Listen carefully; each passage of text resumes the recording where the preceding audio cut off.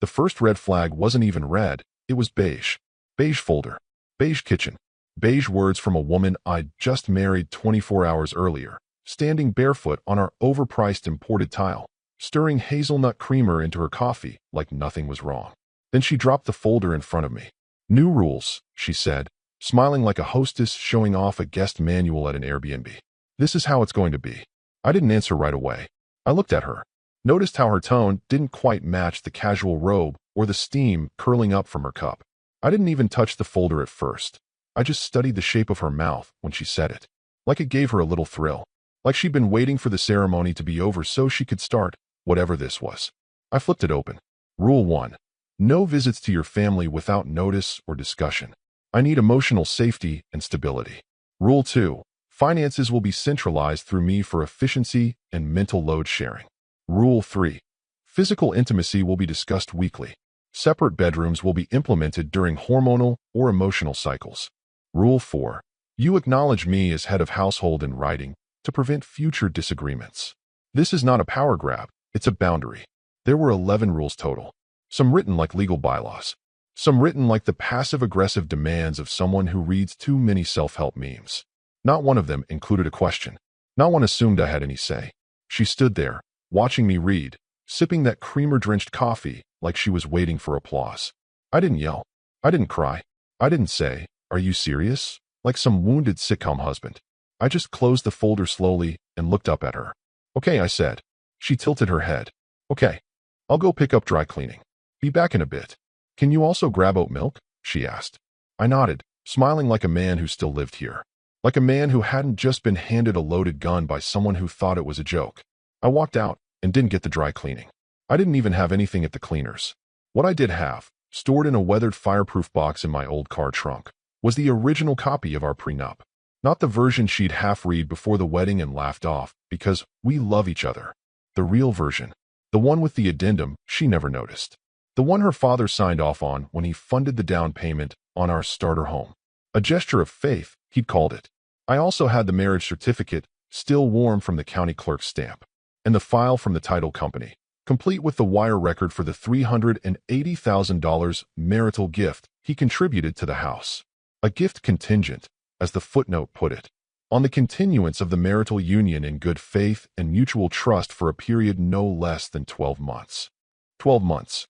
And here we were, 24 hours in, with her demanding to be acknowledged as head of household and limiting family contact like a middle manager drawing up weekend shift schedules. I sat in the parking lot of a gas station, pulled out the papers, and reread them. I remembered the old attorney who drew them up for me, how he'd underlined that clause 3 times and said, if she ever tries to leverage the marriage for control, this is your eject button. Silent, legal, and final. I never thought I'd use it. I never thought I'd need to. But there it was. All she had to do was prove her arrogance with something tangible, something written, something that changed the emotional terms of the marriage in writing. And she had. She'd done it with a beige folder and a line that still echoed in my head. This is how it's going to be. I didn't feel heartbreak. I didn't feel rage.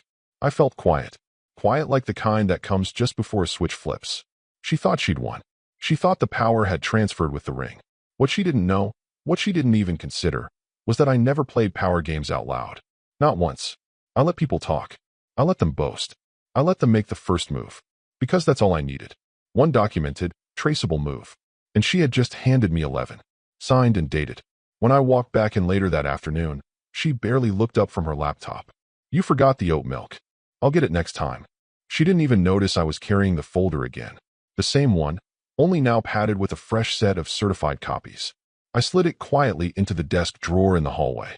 By the way, she called out from the kitchen, we need to talk about the garage. I'm thinking it should be my art space. I nodded, flipping the hallway light off behind me. Sure, we'll figure it out. She thought I sounded agreeable. What she didn't realize, that garage was already the legal address of my holding company, and her father's gift was already on its way to becoming a demand. The elevator ride to the 12th floor was slow, almost theatrical, the kind that gives you time to second-guess everything you're about to do. I didn't. The office smelled the same way it had 3 months ago, polished oak, lemon-scented disinfectant, and old money pretending to be new. The receptionist glanced up at me like I was a ghost. "Mr. Ayers," she said with a forced smile. "Didn't expect to see you again so soon." Didn't expect to need to, I replied. She paged Martin Heller, the trust manager who'd handled the paperwork for our home. I remembered him clearly, buttoned shirt too tight at the neck, navy tie with microscopic anchors, and a habit of tapping his pen against his clipboard like a man who hated pauses. He came out of his office with that same tight-lipped efficiency. You bring the documents? I handed him the manila folder. Marriage certificate, signed prenuptial agreement, title transfer forms, and, the kicker, her list of rules, complete with her handwriting, signature, and date in the top right corner. Heller flipped through them one by one, his eyes darting back and forth like a scanner in a courtroom. When he hit page 3, Rule 4, you acknowledge me as head of household, he stopped tapping the pen. This is new, he said. She gave it to me the morning after our wedding. He nodded slowly, his thumb brushing across the embossed letterhead of the prenup like he was dusting off a memory. You know what this means, don't you? He asked. I just stared at him. This voids the good faith clause. Hell, it vaporizes it. I leaned back. Then let's vaporize the gift. Heller gave a small whistle. Most people don't read the footnotes. I paid extra to write them. He smiled, for the first time in years, probably. A real one. Not the courtroom kind. Not the UVE just inherited grandma's farm kind. But a genuine grin. Small, sharp, and impressed. I'll draft the memo, he said. Her father won't see it coming. That was putting it lightly. Because her father, George Whitmore, was the type of man who didn't believe in consequences. He believed in leverage, in control, in intimidation softened by country club etiquette. He strutted through life like a man who'd never lost a negotiation, because even when he technically did, the lawyers would iron it flat by the weekend. He called it a marital gift. That $380,000 wired from his business account to the title company on a Thursday morning 6 weeks before our wedding. He made sure I saw the email. Consider it a vote of confidence in your commitment to my daughter. The phrasing was deliberate, and so was my response. Then let's make it mutual. Let's tie it to the marriage. So we did. Clause 3C. Should either party violate the spirit of the union through acts of misrepresentation, coercion, or emotional fraud within the first 12 months, all gifts tied to property ownership revert to repayable status. No arbitration. No delay. It was an elegant clause. Too elegant for my now wife to notice. And far too obscure for a man like George Whitmore to imagine being used against him. But she'd done it. The moment she slid that folder across the table and said, "This is how it's going to be," she lit the match. Because marriage wasn't a game of romance in our world. It was a contract with real consequences. And coercion? That was the nuclear trigger. Heller pulled out a worn leather-bound ledger from a locked drawer and opened to the page marked Whitmore Transfer. The wire record was there. Amount, date, sender, purpose. He slid it toward me. I'll mark it as convertible. To a loan. I asked. To a demand note. 30 days. And the house. Title reverts to the original buyer. No co-signature required, since her interest was conditional. We didn't toast. We didn't shake hands. We didn't say, let's get them. This wasn't a vendetta. It was math. She'd changed the rules. I just filed the results. Before I left, Heller looked up at me with a kind of puzzled admiration. Why didn't you say something the moment she gave you that list? I zipped the folder shut. Because she thought I wouldn't. He nodded. That's the thing about these types. They never expect silence to be a move. And it had been. Silence gave her rope. Silence gave her comfort. Silence gave her confidence. And then silence weaponized all of it. I walked back out to the elevator. Pressed the button. No music. No fanfare.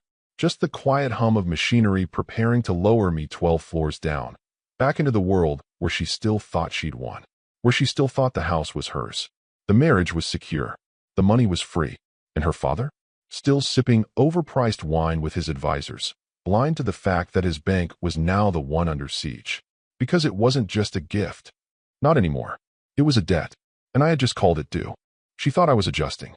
She thought the silence meant surrender. That the absence of pushback was acceptance. And to be fair, most men would have done exactly that. They'd nod through the patronizing tone, laugh off the digs about retraining, and pray things would eventually settle into something resembling normal. But I'm not most men. And I wasn't praying. I was recording. The first time she said it, I'm retraining him, was at dinner with her college friends. We'd gone to some overpriced Mediterranean place where the tablecloths looked like IKEA napkins and the cocktails came with edible flowers. She clinked glasses with her sorority sister from back east and announced, loud enough for the next table to hear, Week 1 of marriage, and I already have him doing the dishes and folding towels the right way. Slow clap for retraining husbands, please. The table laughed. I smiled. I even raised my glass. What she didn't know was that I'd left my phone recording in my jacket pocket. Not because I needed proof she was mean, but because her tone was evolving, from playful to possessive, from sarcastic to strategic. And the more she felt in control, the more she verbalized it. She started texting me lists of chores by bullet point. Since you're home early, please complete these before I get back, red heart, followed by timestamps. Dishwasher, vacuum hallway, move my car to the curb, fold blankets, refill Brita. Always with a heart emoji. Always like it was a reward. I printed them out. She started saying my house instead of our house. Subtle at first, then blatant. Can you take your shoes off? I just had my floors polished. Or, don't leave clutter in my guest bathroom. I screenshotted those too. Sorted by date, tone, and content. The guest bathroom, by the way, I paid for it in full. Renovation. Fixtures. Custom tiling. She chose the scent diffuser and the towels.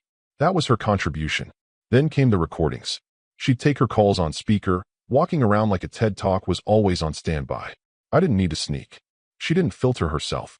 That's what power does. It makes people loud. One day, she was pacing the living room, phone in one hand, wine glass in the other, laughing with her best friend Kim. He thinks being calm makes him smart, she said, between sips. But I run this house. I run him. His family's got zero backbone. He married up. He just doesn't know it yet. Kim cackled. God, I love you. Oh, honey, she added. He's like a rescue dog. A little skittish at first, but if you're firm, they adapt. That one went into the video archive. External mic, clean audio. Timestamped. Then there were the receipts. Not the literal kind, though I had those too, but behavioral ones. I started journaling, line by line, what she said, how she said it, context, emotional tone. I matched it with bank statements and text logs. Like the time she told me we were co-managing finances, then withdrew $7,200 from our joint honeymoon savings to surprise her sister with a girls' trip. I wasn't even told. Just found out via the banking app. She said, you wouldn't understand. It's emotional support. I replied, sure. Makes sense. Then logged it. Transaction ID, date, quote. The folder started as a manila envelope, grew into a binder, eventually became a secure digital archive with scanned documents, recordings, and transcripts, all organized by topic: financial coercion, social demeaning, behavioral manipulation. The funny part? She thought I was becoming more obedient. You're so much easier to live with now, she purred one night, curling up beside me for the first time in a week. See? We're finding our rhythm. I kissed her on the forehead. Told you I'm a fast learner. She giggled and fell asleep against my chest. What she didn't know was that I had already tagged that night's calendar event as manipulative intimacy reset, recorded. Because I was done being the student. I was building the syllabus. Each insult, each smug declaration, each moment she forgot I had eyes, was a puzzle piece. And I wasn't rushing it. I let her keep talking, keep tightening her grip. Because that's what happens when people think you're broken. They stop hiding the leash. And I had no intention of breaking. I had every intention of documenting, of building a paper trail so clean, so damning, so surgically assembled, that when the moment came, it wouldn't just be believable, it would be inevitable. She'd written the list. I was just writing the ending. It was a Tuesday when I made the call. Not a dramatic day, not a breaking point. She was at her yoga class, probably bragging to someone about how she'd finally gotten me to eat gluten-free. I was alone in my car, parked outside a hardware store. Not buying anything, just thinking. Staring at a sign advertising winter mulch, watching shoppers go in and out, and feeling the quiet, subtle shift of a decision hardening. Then I dialed. Redwood and Darnell, this is Linda. I need to speak with Gary Redwood, I said. May I ask what this is in regards to? It's about a marriage. Mine. There was a pause, then a tone shift. Please hold. Gary Redwood was not a cheap man. He didn't advertise, didn't do billboards or awkward Facebook videos in front of law books. He had one specialty: untying bad knots, legally and cleanly, without a single thread left in the other person's hand. His clients were quiet people, CEOs, trust fund heirs, engineers with airtight prenups, people who had too much to lose for a messy divorce. People like me. He picked up on the third ring. His voice was gravel and steel wool. You waited, he said. Smart. Tell me everything. So I did. I told him about the beige folder, the 11 rules, the head of household line, her tone, Her laughter. The way she'd turned the honeymoon period into a soft coup. He didn't interrupt, except once. Did she date it? Yes. And you still have the original? Yes. Plus scans. Continue. I laid it all out. The recordings. The receipts. The property clause. The conditions of the gift from her father. I even quoted the part of the prenup where she agreed, in writing, that any attempt to shift marital power through coercion or misrepresentation within the first year would constitute grounds for annulment with asset reversal. When I finished, there was silence on the line. Then, a slow exhale. She got greedy, Redwood said. They always do. They mistake silence for surrender. And her father? If this goes through, he said, he'll owe himself. In full. No legal tricks, no tax shelters. The trust company will treat the gift as a misappropriated marital asset, which means it gets reclassified as a loan that must be repaid. He paused. And the house. Title reverts to the original buyer. She'll be out before she realizes she was never on the deed to begin with. Not really. I could hear him smiling. You're sure about this? I asked. I'm not a therapist, son, but I know a trap when I see one. And you didn't walk into this one. You documented it. That list alone is enough to blow the whole thing open. The rest? Just gasoline on the fire. We scheduled a face-to-face. Quietly. No email. No trace. We met in his office 2 days later, just after dusk.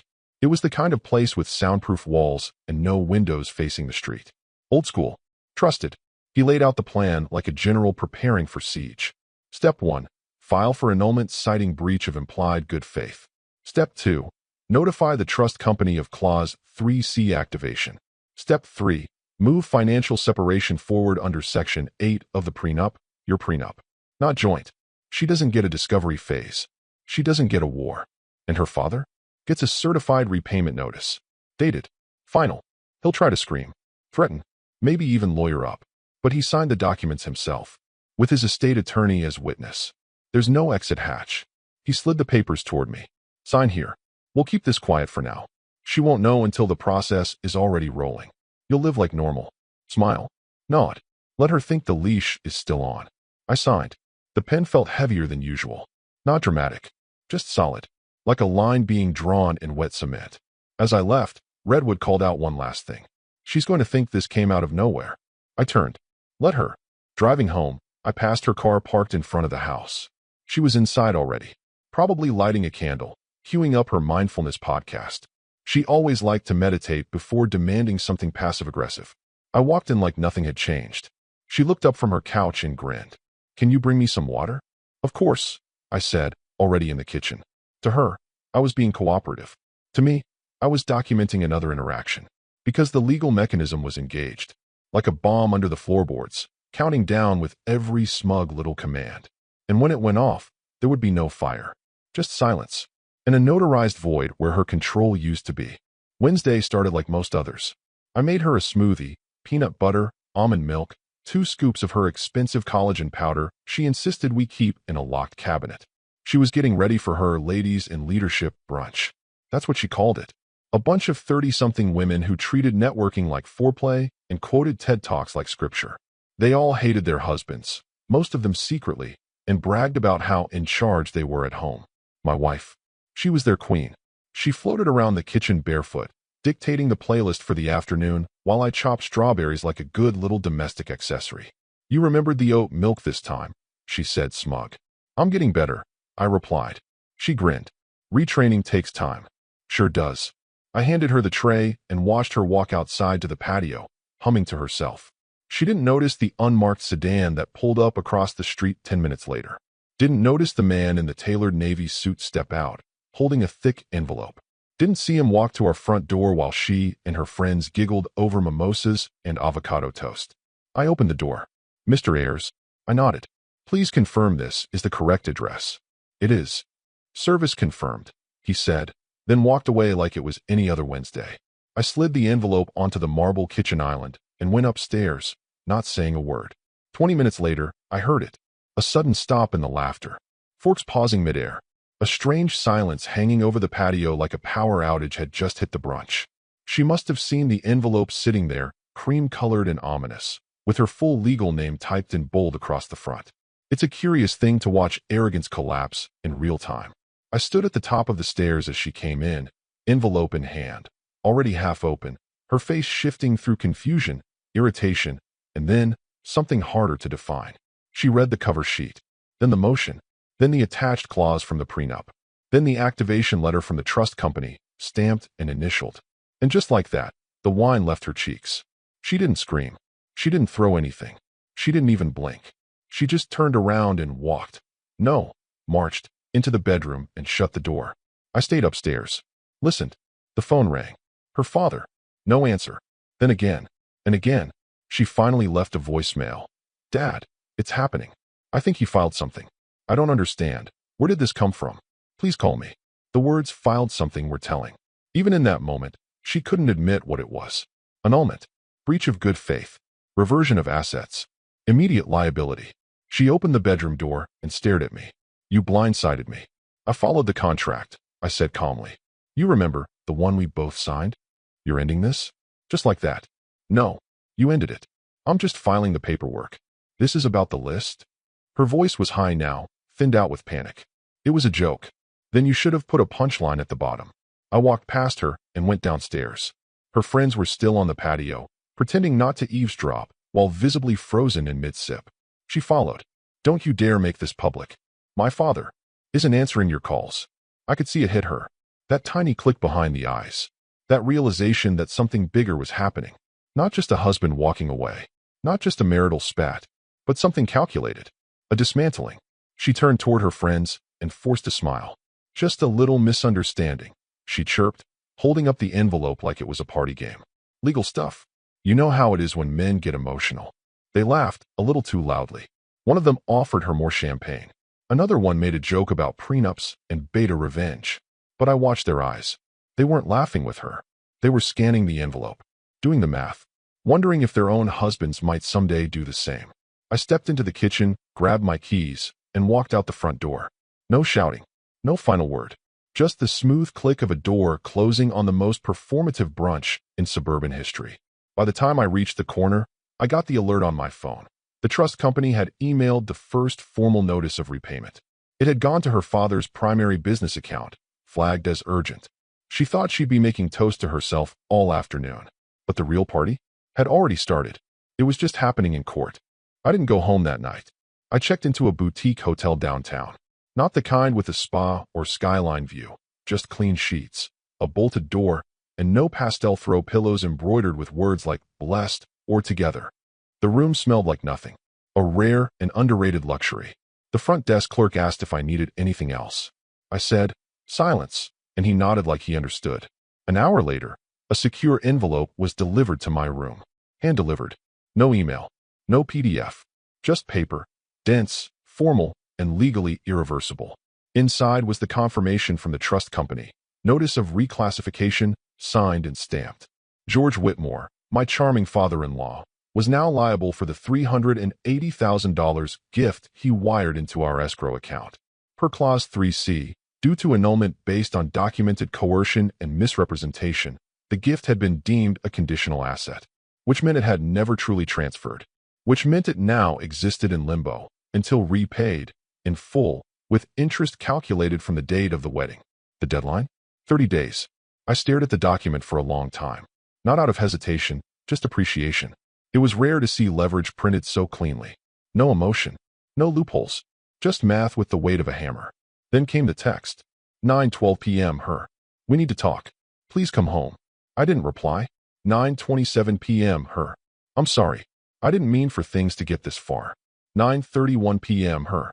Are you really doing this? Over a list. 9:35 p.m. Her. My dad is furious. Please just talk to me. I let the screen dim. Waited another 10 minutes. Then finally responded. 9:46 p.m. Me. Check with your lawyer first. And that was it. No explanation. No accusations. No performative morality. I wasn't interested in playing the how could you game. She knew what she did. She just didn't expect it to matter. The silence on her end was louder than all her texts combined. By 10:30, I knew she had reached someone. The message indicators stopped. The storm passed. Or more accurately, it went internal. Into strategy mode. She would start calculating now, mapping out what she thought were options. But none of them would lead anywhere she liked. Because she didn't understand what she'd triggered. She thought annulment was a humiliation, a moral failure, something that could be walked back if she apologized hard enough. She thought the rules were emotional, negotiable. What she didn't know was that the contract didn't care about feelings. It didn't care if the brunch group sympathized. It didn't care how hurt she was. It cared about facts. Fact. She handed me a written list of demands one day after signing a marriage agreement that explicitly forbade coercion. Fact. Her father funded the down payment on our house as a marital gift, conditioned on good faith continuation. Fact. She breached both. In writing. On video. On record. There wasn't a lever she could pull that would make that go away.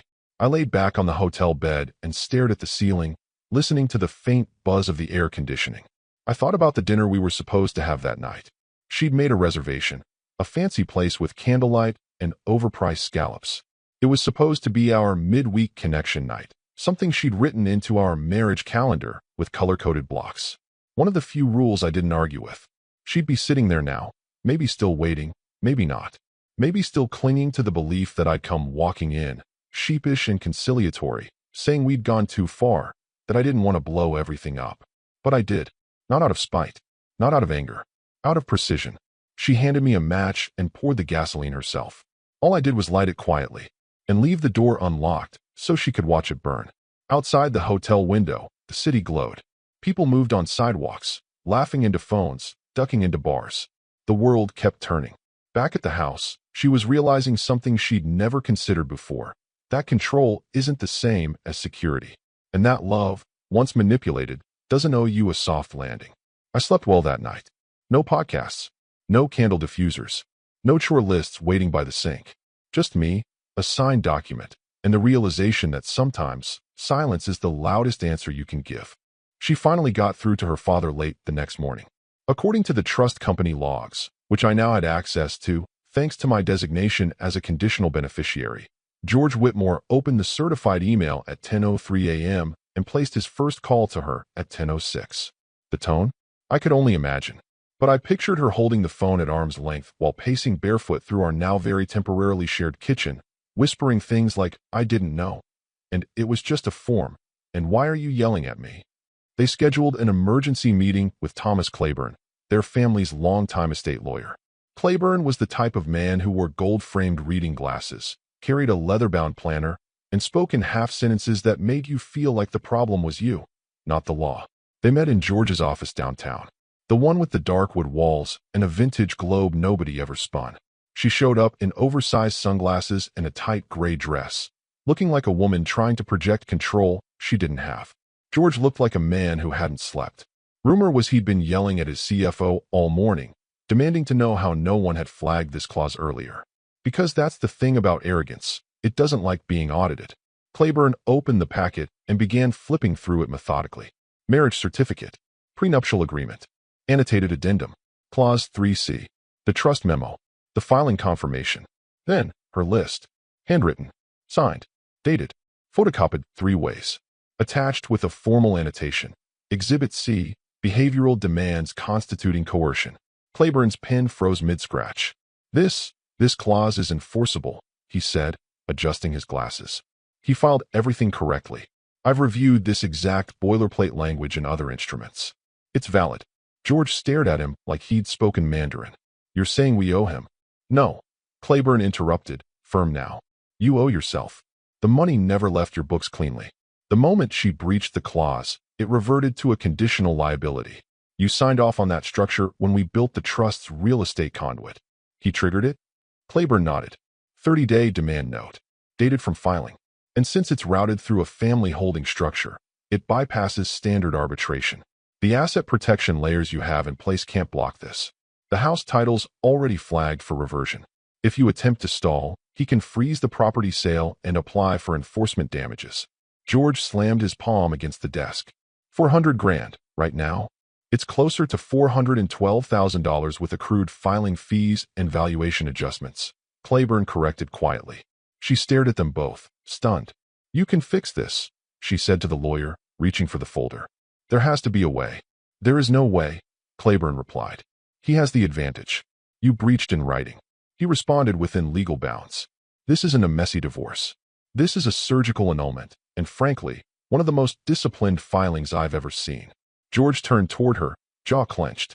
What the hell did you do? It was just a list, she snapped. I wasn't trying to hurt him. It was meant to be funny. A joke. You signed it, Claiborne said. You dated it. You weaponized it. I didn't mean.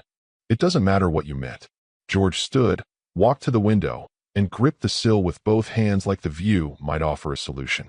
It didn't. You understand what this does to the books? He muttered. I'm leveraged on the Naples property. That loan was contingent on this house staying clean. If I pull liquidity to cover this note, I trigger a penalty clause with the private bank.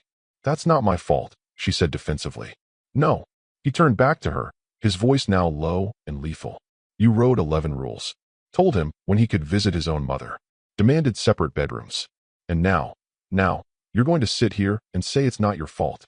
Claiborne closed the folder with a soft snap. You both underestimated him, he said. That's the real problem.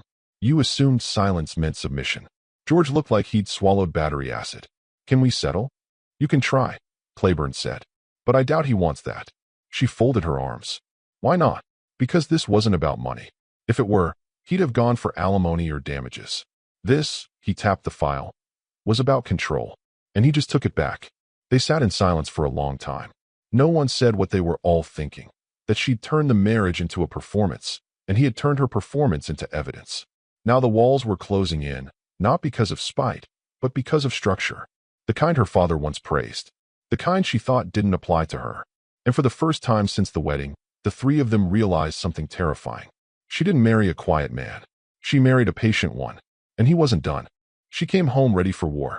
The ride from her father's office had been quiet, tight-jawed, hands clenched around the steering wheel like she could choke control back into her life. She didn't speak to George on the way out. He hadn't looked at her. And when she finally broke the silence in the parking lot, "We'll fix it," he just got into his car and drove away. No hug, no plan, just exhaust fumes and a locked phone screen. So when she pulled into the driveway, she slammed the gear into park and marched to the front door with her purse swinging like a weapon. She'd imagined how it would go. Demand answers, shift blame, find some way to shame me back into conversation. Maybe cry, maybe seduce. She had a whole arsenal, sharpened and tested. She stepped inside. The house was quiet. Too quiet. The scent diffuser she insisted on, bergamot and amber, because it reset the nervous system, was still running in the hallway, which made the stillness even louder. "Daniel?" she called. No answer. She walked through the living room, intact. Kitchen, spotless. Even the dishes in the drying rack were arranged by size, which irritated her. She always said I stacked them like an accountant, not a husband. Then she turned toward the bedroom. It took her exactly 3 seconds to realize what was wrong. The closet door was open. His side was empty. The suits, gone. The ties, folded pocket squares, leather dress, shoes polished to military shine, vanished. The drawer where he kept his cufflinks was pulled out and left askew, as if it had been opened deliberately, but without haste. She rushed to the safe. Open. Cleaned out. No documents. No files. No passport. She didn't scream, not immediately. She froze, like a chess player realizing they were in checkmate and hadn't seen it coming. Then she turned. It was sitting there on the kitchen table, the beige folder, the one she had filled with her list of new rules that first morning, smiling over her oat milk latte like she was the protagonist in some romantic comedy about taking charge. She walked toward it slowly, as if it might explode. The top page was flipped open. Rule 4 was underlined in red pen. You acknowledge me as head of household. And directly beneath it, scrawled in black ink, her own handwriting, casual and decisive. This is how it's going to be.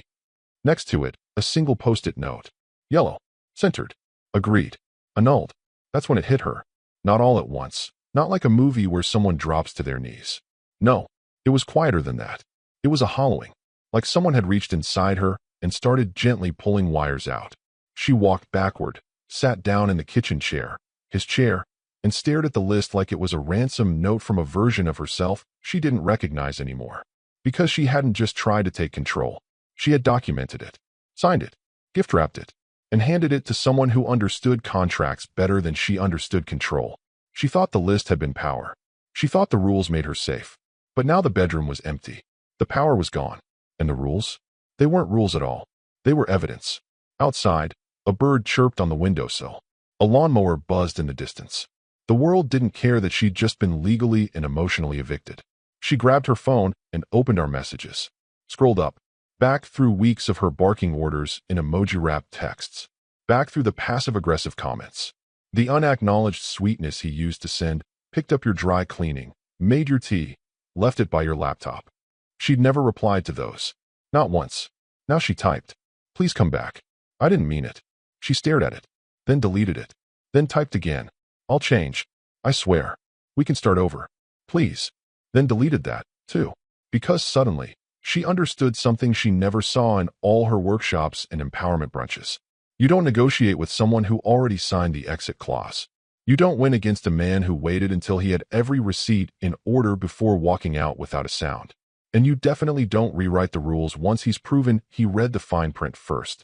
The bedroom was empty. But the silence? That was full of meaning. 3 days later, her name disappeared from the deed. It was done quietly, efficiently. No lawyers shouting in courtrooms, no dramatic courtroom gasps, just a quiet filing at the county registrar's office downtown. The new title listed me as the sole property owner. No co-signature required. Her name had never technically been part of the deed, only noted as a residing spouse under the marital trust structure, one that no longer existed. The document that finalized it was just 4 pages long, but it hit like a wrecking ball. The registrar clerk didn't blink. He'd seen 1,000 property transfers. One more meant nothing. But to her, it meant everything. Because when she got the notification, certified mail, signature required, it wasn't addressed to us. It was addressed to me. Alone. That was the first domino. The second fell that same afternoon, when her favorite brunch friend, Aubrey, the blonde with the curated Instagram marriage and the surgically enhanced virtue signaling, texted her. "Are you okay? We heard about the deed. We're all a little confused." Not angry, not supportive, just confused. And with that single message, the brunch group, the curated circle of suburban royalty, fractured. Within 48 hours, she was uninvited from a wine tasting. The group chat went silent. And someone, probably Rachel or Dana, they always had loose lips when Rose was involved, started whispering the real story, that she'd been served annulment papers while hosting brunch, that her husband walked out with everything and left her with a post-it, and worse, that it had all been legal. That word, legal, spread like blood in a shark tank. Suddenly, her empire of curated power moves and passive-aggressive flexes was nothing more than a very public cautionary tale. Not empowered woman, but woman who underestimated the quiet guy. Meanwhile, her father was unraveling. The repayment demand from the trust wasn't optional. The clause was airtight. His estate manager had already missed the first appeal window. Now the repayment clock was ticking loudly. George Whitmore began dumping assets. First, it was the smaller stuff, shares in a mid-tier logistics firm, a half-finished investment in a health food app. Then, 2% of his long-standing equity in a private real estate REIT he'd sat on for a decade. All to cover a single marital gift he once waved off like a tip to a valet. I had eyes on it all. Public filings, SEC disclosures, a few helpful alerts set up years ago when I realized George liked to move big money quietly. I watched the sell-offs cascade, not with joy, but with precision. Because every asset he dumped was another receipt. And every receipt made it clear, this wasn't a feud. It was a reckoning. She called me once, just once, after the deed was transferred. I didn't pick up. Let it go to voicemail. Her voice was brittle, like someone trying to speak through cracked glass. "Daniel, I saw the papers. You filed the title change. How could you do this? We were married. You didn't have to go this far. We could have talked. You didn't even give me a chance to apologize." There was a pause, a breath. "Please, just tell me what you want." I deleted the message. Because she already knew what I wanted. I wanted out. Cleanly. Legally. Quietly. I wanted her to understand. That marriage is not a theater for domination. That head of household is not a crown to be demanded. It's a role to be earned. And most of all, that you don't hand a man a contract of demands and expect him not to read the fine print. By the end of the week, she was staying with her sister. The house, my house, was being prepped for sale. I'd never planned to stay in it. Too many memories already etched into the walls. I wanted it sold, cleanly, for market value. Every dollar would go into a new account. A new name. A new place. The neighbors had started asking questions. One even rang the doorbell to check in, feigning concern with a plastic smile. "Is everything all right? We just noticed she hasn't been around." And someone said, "I filed an annulment," I said flatly. "She breached the prenup. I executed the clause." His face twitched. "Oh, wow. Didn't know that was even a thing. It is, I said, if you plan ahead. He nodded and left without another word. That night, I watched the porch lights of the surrounding homes flick on, one by one, like little warning signals flashing to the rest of the neighborhood. Don't mistake quiet for weakness. And don't ever assume the man who smiles through your demands isn't building his own list, one clause at a time. It happened on a Thursday night, just after 11 p.m. The only reason I know the time is because the neighbor across the street, Mrs. Callahan, retired school principal and neighborhood surveillance system, logged it in her little notebook. She keeps track of things like that. Porch lights left on too long, trash cans not brought in by sunset, and, on this particular night, an eruption of shouting from the Whitmore girls' house that shattered the silence of their otherwise well-manicured street. George Whitmore didn't knock. He didn't call ahead. He pulled up in a black Range Rover, still wearing a suit that looked wrinkled for the first time in decades. He didn't even shut the car door properly. He just left it open, headlights casting crooked shadows across the lawn as he stormed up the path. She opened the door in pajama pants and a sweatshirt that used to be mine. That part made me smile when I heard about it. He didn't wait. You absolute fool, he barked, voice ricocheting off the siding. Do you even understand what you've done? Mrs. Callahan, allegedly watering her hydrangeas, at 11 o'clock at night, froze mid-hose as the words carried across the cul-de-sac. Do you realize, George shouted again, what you've cost this family? She tried to pull him inside, told him to lower his voice, but he wasn't performing anymore. He wasn't protecting the brand. His hands were shaking, one clutching a folder, the other waving like it could slap reality into her. I just got off the phone with our estate auditors, he hissed. Do you know what they said? They said we're exposed. Because of you. Because of your list. Your little rules. She backed away, stammering. It was supposed to be funny. It was just a joke. I didn't mean. You didn't mean? You didn't mean? He slammed the folder down on her kitchen table, hard enough to make the vase rattle. You signed it. You dated it. You announced to your friends that you were running him. And now? Now the house is gone. The money's gone. And I'm being investigated for fraudulent transfer because of your ego. She cried. She actually cried. It wasn't supposed to be like this, she said, barely audible. He was supposed to need me. I was supposed to be the one in control. You were supposed to what? He said, almost laughing. You married a man who was more patient than you were clever. That's your mistake. She tried again, softer, as if volume could erase consequence. It was just a list. But it wasn't. Because that list was a document. A contract. A written declaration of control that violated the very core of our marriage agreement. It wasn't satire. It wasn't cute. It was Exhibit A. The neighbor said he left a few minutes later, slamming the door behind him so hard it knocked one of her framed photos off the wall. She sat there for hours, alone, staring at a house that wasn't hers, with a name she no longer shared. No brunch invites. No girls group. No title. No property. And no leverage. Just the list. The same list I'd underlined before I walked out. The same list that took less than 2 weeks to unravel the illusion she'd tried to build around me. She thought I was quiet because I was soft. She thought silence meant surrender. But the truth is, I never needed to shout. Never needed to threaten. Because I had a better weapon. Clarity. I read the contract. And then I followed it, line by line, clause by clause, until I walked away with everything. And left her exactly what she demanded. Her rules. Written. Signed. Enforced.